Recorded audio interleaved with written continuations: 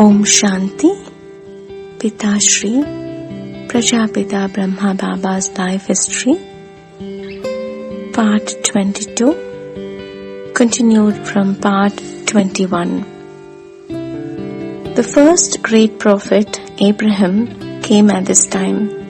He saw the people of India worshipping deities, and he knew that this was wrong, that only God, the Father, should be worshipped and none other.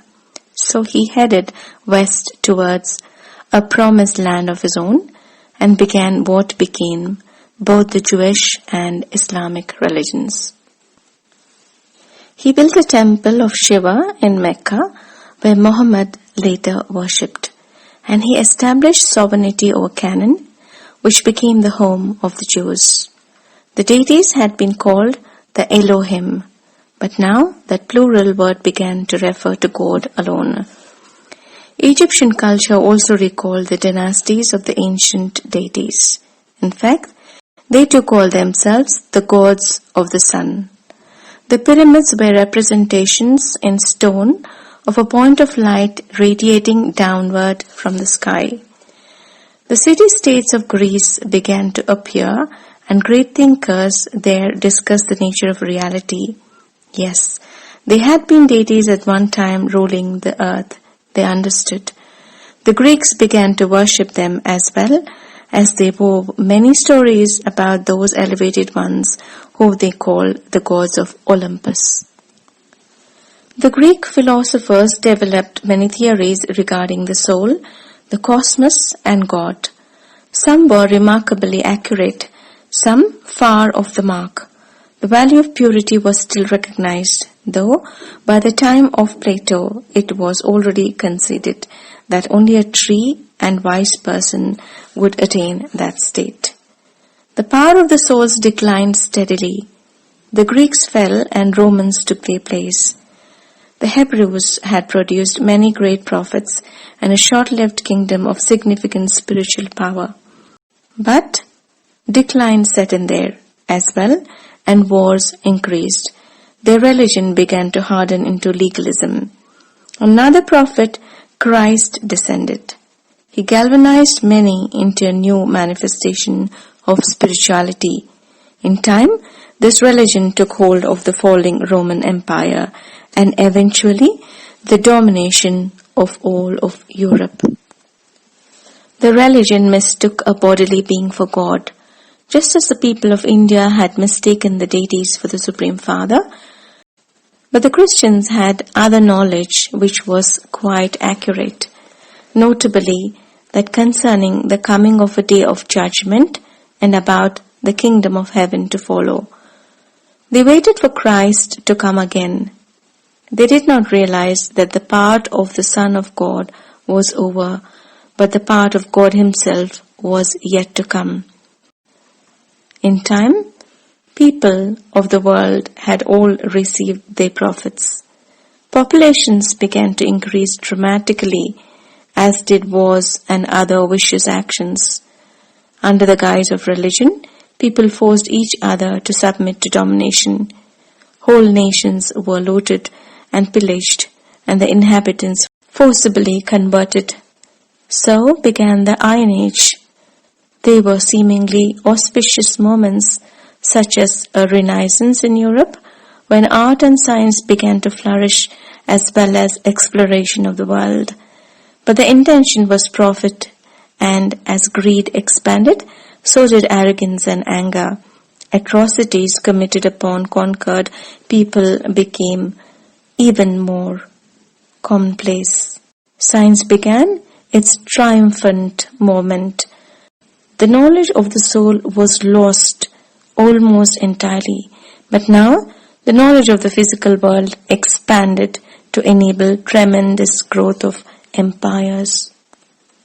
Firearms and other weaponry advanced. Urbanization followed industrialization. Corrupt kings were being replaced by democratic rule, the rule of subjects over subjects. India was conquered first by the Muslims and later by the British. Finally, that ancient land began to wake up. Mahatma Gandhi led the Indians to independence from foreign rule, but not to independence from vices. That task would require the intervention of God. Wars, meantime, became even more widespread and brutal. At the same time, people loudly declared that they were progressing, evolving to some higher level. The truth was they had been in decline for nearly 2,500 years and were about to burn down the entire earth. Nuclear weapons were developed, and the nations of the world became obsessed with possessing these destructive devices. Evil was coming to a climax in the world, and at the same time, the power of God was making itself felt in a secret way. Who would have believed that He had descended at this terrible time in an out-of-the-way place, teaching people to be pure, and that those teachings would transform the universe?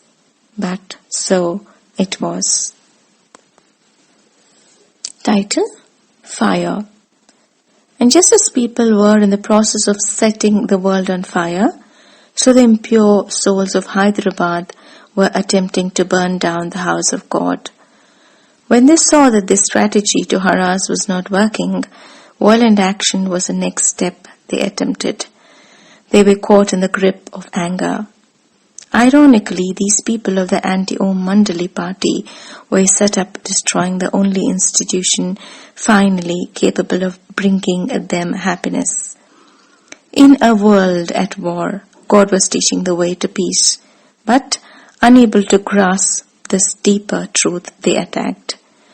Their plan was to set fire to the building where Brahma Baba's satsang was held.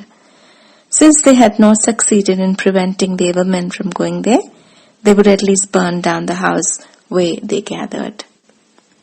Yes, they were afraid of Brahma Baba too. Deep down, they knew it was a divine power which issued from him. So, they waited to carry out their plan until a day when Brahma Baba was not present. Then, they called together their forces. A great crowd gathered and surrounded Satsang Bhavan. They shouted vulgar expletives and began throwing stones. They broke windows and tore down gates. Moment by moment, the crowd grew more wild until it went completely out of control. More and more people joined the mob, wielding sticks and other weapons. They began to make efforts to get into the house. But the powerful little mothers, the Shiv Shakti army, stood courageously in the doorways, and these groups of 2 or 3 women successfully held their posts.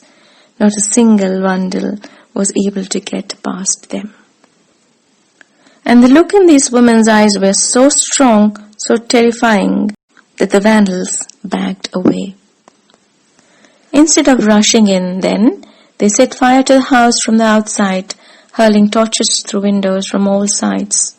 They did not care that in the house were many daughters, wives, mothers, and other relatives of their own families who would burn alive in the conflagration.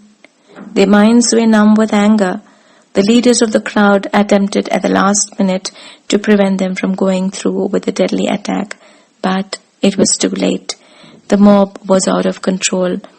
Fortunately, one observer rang the police when the torch throwing began, who came quickly and dispersed the crowd, while the fire brigade put out the blaze. Damage had been done physically, but the institution had only been strengthened spiritually. The institution of the fire, as well as other incidents, has been described in the Mahabharata scripture. Through all of these events, Brahma Baba remained free of worry. He was ever the detached observer. We are only the servants of the Father. He will make everything all right. Many tests will come on this path, but if we keep firm faith in Shiv Baba, in the world drama, and in the self, we shall be victorious. The boat of truth may shake, but it does not sink. Inspired by Brahma Baba's example as well as by the knowledge, the brothers and sisters, even the youngest, by practicing detachment from the world. They were experiencing daily the truth and the practical value of Baba's teachings, and in so doing, they had become far wiser than their years. To be continued in the next episode. Om Shanti.